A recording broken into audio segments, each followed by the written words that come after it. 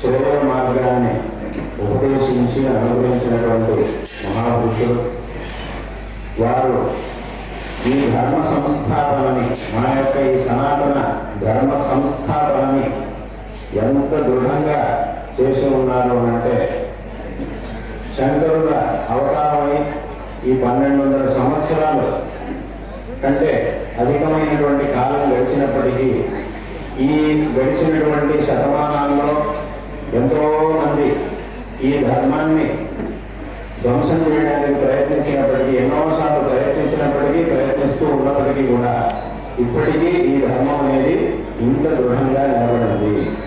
అంటే అంత దృఢంగా శంకర భగవత్పాదాచార్యుల వారు ఈ సనాతన ధర్మాన్ని స్థాపించి అందరికీ కూడా ఈ ధర్మం యొక్క గొప్పతనాన్ని ఉపదేశించి అందరి మనస్సులోనూ ఒక గొప్ప పరివర్తనని, ఈ ధర్మాచరణలో ప్రవృత్తిని కలిగించి అత్యంత దృఢమైనటువంటి సంస్కారాన్ని ఈ లోకానికి అందించారు. అదేవిధంగా వారు చేసేటువంటి ధర్మ సంస్థాపన, ధర్మ ప్రచార కార్యం నిరంతరం జరగాలి అనేటటువంటి ఉద్దేశంతో మన భారతదేశం యొక్క 4 దిక్కుల్లోనూ 4 అమ్మాయ పీఠాలను స్థాపించారు. ఈ విధమైనటువంటి ఒక అద్భుతమైన కల్పన, ఒక అద్భుతమైనటువంటి ప్రయత్నాన్ని, ఒక వ్యవస్థని చేసినటువంటి మహాపురుషులు అంటే జగద్గురు ఆదిశంకర భగవత్పాదాచార్యులు వారు. ఈ విధంగా చతురామ్నాయ పీఠాలని, 4 పీఠాలనే చతురామ్నాయ పీఠములు అని చెప్పేటటువంటి పద్ధతి. కాబట్టి ఈ విధంగా 4 ఆమ్నాయ పీఠాలని 4 దిక్కుల్లోనూ ప్రతిష్టాపించారు. ఈ 4 ఆమ్నాయ పీఠాల్లోనూ గురు పరంపరని విశేషంగా ఏర్పరిచి ఆ పరంపరలో వచ్చినటువంటి ఆచార్యులందరికీ కూడా కర్తవ్యాన్ని ఉపదేశించి ఏం చెయ్యాలి, ఎలా చెయ్యాలి, ఈ పీఠంలో ఉండేటటువంటి ఆచార్యుల యొక్క కర్తవ్యం ఏమిటి అనేటటువంటి విషయాలన్నింటినీ కూడా ఉపదేశించి ఒక శాశ్వతమైనటువంటి ధర్మ ప్రచారానికి కావలసినటువంటి శాశ్వతమైన పరంపరని వారు ఏర్పరిచారు, ఒక వ్యవస్థని ఏర్పరిచారు. ఇప్పటికీ కూడా సమస్త భారతదేశంలో, సమస్త విశ్వంలోనూ మన యొక్క ఈ సనాతన ధర్మం విషయంలో ఈ చతురామ్నాయ పీఠాలకి సర్వోత్కృష్టమైనటువంటి స్థానం అనేది ఉన్నది ఇప్పటికీ కూడా. అటువంటి ఆ పరంపరని శంకర భగవత్పాదాచార్యుల వారు విశేషంగా ఏర్పరిచి ఈ సనాతన ధర్మాన్ని పునరుద్ధరించారు. మనం అనుసరించవలసినటువంటి మార్గాన్ని ఉపదేశించారు.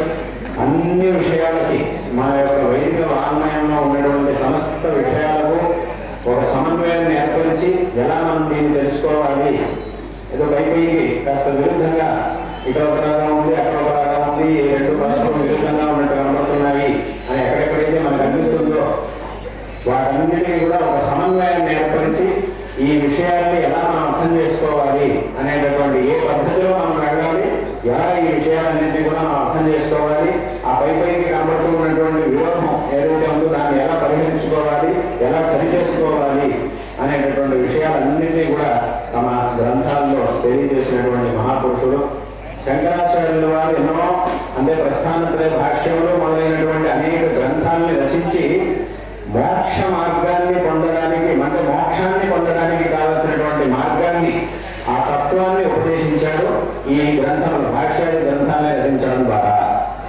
అదేవిధంగా అనేక స్తోత్రములను రచించి ఆ భగవద్ అనుగ్రహానికి మనం పాత్రలు కావడానికి మార్గాన్ని వారు చూపించారు. అదేవిధంగా ఎన్నో గ్రంథాలని, ప్రశ్నోత్తరరత్నాకరం మొదలైనటువంటి ఎన్నో గ్రంథాలని రచించి ఆ గ్రంథములలో ఒక ఉత్తమమైనటువంటి దేశాన్ని, ఒక సమాజాన్ని ఎలా నిర్మించాలి అనేటటువంటి విషయాన్ని కూడా, ఒక ఉత్తమమైనటువంటి దేశాన్ని, సమాజాన్ని, వ్యవస్థని నిర్మించడానికి కావలసినటువంటి ఉపదేశాలను కూడా వారు చేసి ఉన్నారు. ఈ విధంగా తత్వజ్ఞానాన్ని మనకు అందించారు. అదేవిధంగా భగవద్ అనుగ్రహ ప్రాప్తి కావలసినటువంటి ఆ భక్తి మార్గాన్ని పునరుద్ధరించి ఎన్నో స్తోత్రాన్ని రచించారు. అదేవిధంగా ఒక ఉత్తమమైనటువంటి సమాజాన్ని ఎలా నిర్మించాలి, ఒక గొప్ప సమాజాన్ని, దేశాన్ని అత్యంత దృఢంగా ఎలా నిలబెట్టాలి అనేటటువంటి విషయాన్ని కూడా ఈ ప్రశ్నోత్తరరత్నాకరం మొదలైనటువంటి గ్రంథాల్లో విశేషంగా ఉపదేశించి సమస్తులకి, అందరికీ కూడా అన్ని విధాలుగానూ కావలసినటువంటి అన్ని రకాల విషయాన్ని కూడా శంకర భగవత్పాదాచార్యుల వారు ఉపదేశించారు. కాబట్టి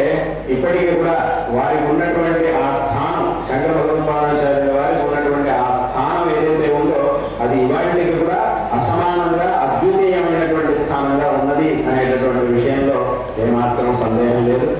కాబట్టి అటువంటి మహాపురుషుల యొక్క శిష్య పరంపరలో సంప్రదాయంలో వచ్చినటువంటి వారు మనందరం కూడా.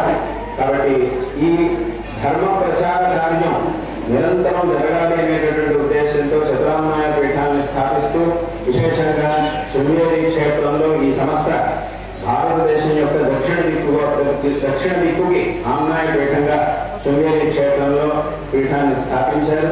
అక్కడ ఈ పీఠంలో విశేషంగా శారదా పరమేశ్వరి అమ్మవారిని ప్రతిష్టాపించి ఈ పీఠాన్ని స్థాపించారు. కాబట్టి ఇది శారదా పీఠము అనేటటువంటి నామధేయాన్ని పొందింది. అది శృంగేరి క్షేత్రంలో స్థాపించారు కాబట్టి ఇది శృంగేరి పీఠం, శృంగేరి శారదా పీఠం అనేటటువంటి నామాన్ని పొందింది. అందులో దక్షిణ దిక్కు యొక్క అమ్నాయ పీఠం కాబట్టి దక్షిణ అమ్నాయ శారదా పీఠం అనేటటువంటి నామధేయాన్ని పొంది ఉన్నది. కాబట్టి ఇటువంటి ఈ ప్రసిద్ధమైన ఈ పీఠంలో ఆరంభం నుంచి కూడా అవిచ్ఛిన్నమైనటువంటి గురు పరంపర అనేది సాగుతూ ఉన్నది, నడుస్తూ ఉన్నది. ఈ పరంపరలో విశేషంగా అధిష్టాత్ర దేవతగా ఈ పీఠానికి సమస్త విద్యలకు అధిదేవత అయినటువంటి శారదా పరమేశ్వరి అమ్మవారిని శంకరులు ప్రతిష్టాపించారు, ఈ పీఠాన్ని స్థాపించారు. ఈ పీఠంలో విశేషంగా అమ్మవారి యొక్క ఆ ప్రారంభం నుంచి కూడా విశేషంగా అమ్మవారి యొక్క ఆ ఆరాధన అనేది నిరంతరం జరుగుతూ ఉన్నది. విశేషంగా శృంగేరి క్షేత్రంలో అమ్మవారి యొక్క స్థానం, శారదా పరమేశ్వరి అమ్మవారి యొక్క స్థానాలు సమస్త ప్రపంచంలో 2 స్థానాలు మాత్రమే. ఒకటి అనాది కాలంగా వస్తున్నటువంటి కాశ్మీర దేశం అనేది ఏదైతే ఉందో అది ఆ శారదా పరమేశ్వరి అమ్మవారి యొక్క స్థానం. అందుకే మనకి ఉపనిషత్తులు చెప్తూ ఉన్నాయి, నమస్తే శారదాదేవి కాశ్మీర పురవాసిని అని అమ్మవారికి సంబంధించినటువంటి ఆ ఉపనిషత్తు మనకి ఈ మాటను తెలియజేస్తుంది. ఎందుకంటే ఈ మాట ఇది సామాన్యంగా శ్లోకంలాగా ఉంది, అందులో శ్లోకం అని అనుకుంటుంటారు. కానీ దీని యొక్క మూలం ఎక్కడ ఉంది అంటే ఉపనిషత్తులో ఉంది. అమ్మవారికి సంబంధించినటువంటి ఉపనిషత్తులో ఈ మూలం మనకి కనిపిస్తుంది. కాబట్టి అక్కడే ఈ విధంగా ఈ మంత్రం దీని యొక్క వర్ణన అమ్మవారి యొక్క ఆ స్థానం అనేది కాశ్మీరము అనేటటువంటి మాటని ఆ విషయం మనకి తెలియజేస్తుంది. మన శాస్త్రంలో పురాణాలు కూడా మనకి ఈ విషయాన్ని విశేషంగా తెలియజేస్తూ ఉన్నాయి. కాబట్టి అమ్మవారి యొక్క అనాది కాలంగా స్థానము అంటే అది కాశ్మీర దేశం. అంటే అమ్మవారు సమస్త విద్యలకు అధిదేవత, మనకి జ్ఞానాన్ని ప్రసాదించేటటువంటి దేవత. మన యొక్క ఈ శరీరంలో మన శరీరాన్ని నడిపించేటటువంటి మేత ఎక్కడ ఉంటుంది అంటే మన శిరస్సులో ఉంటుంది. అదేవిధంగా సమస్త విద్యలకు అధిదేవత మనకి జ్ఞానాన్ని ప్రసాదించేటటువంటి అమ్మవారి స్థానం ఎక్కడ ఉంటుంది అని అంటే ఈ భారతదేశానికి శిరస్థానమైనటువంటి కాశ్మీరంలో